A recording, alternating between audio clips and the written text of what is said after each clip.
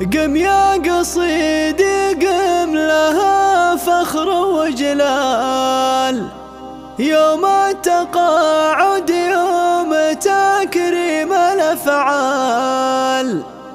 تقاعدت روح التفاني والإخلاص، نوال بنت العز وقدوتها الأجيال.